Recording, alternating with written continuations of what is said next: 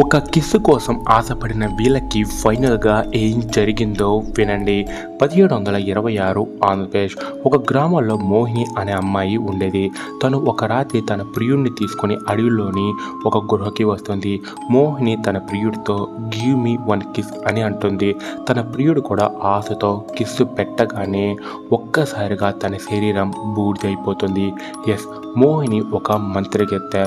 తను వయసున్న యువకులను టార్గెట్ చేసి ఇలా ఈ గుహకి తీసుకొచ్చి వాళ్ళతో ఒక కిస్సు పెట్టమనేది. వాళ్ళు కూడా ఆశతో పెడతారు, కానీ వెంటనే వాళ్ళ శరీరం బూడిదవుతుంది. ఆ తర్వాత ఆ బూడిదని తను తింటేనే తను జీవించగలదు. ఇది గమనించిన ఆ గ్రామ ప్రజలందరికీ పెద్ద షాక్. వెంటనే తనని ఏదో ఒకటి చేయాలని ఒక ప్లాన్ వేస్తారు. ఇలా ఒక రాత్రి మోహిని రాజేష్ అనే వ్యక్తిని ఇలానే ఆ గుహకి తీసుకొచ్చి గివ్ మీ వన్ కిస్ అంటుంది. రాజేష్ సరే క్లోజ్ యువర్ ఐస్ అని చెప్పి మోహిని కళ్ళు మూసాక రాజేష్ తన శరీరం పైన ఒక వాటర్ని చల్లుతాడు.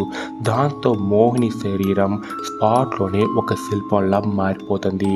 ఎస్, రాజేష్కి ఇలాంటి మంత్రాలు బాగా తెలుసు. రాజేష్ అక్కడి 10 రోజుల పాటు పూజలు చేసిన తర్వాత మోహిని అలానే చనిపోతుంది. కానీ తన ఆత్మ మాత్రం ఇంకా ఆ శిల్పంలోనే దాగి ఉంది.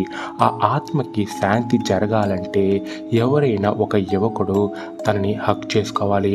అప్పుడు ఆ శిల్పం తిరిగి శరీరంలా మారి 10 రోజులు భూమిలో జీవించి ఆ తర్వాత తన ఆత్మ స్వర్గానికి వెళుతుంది.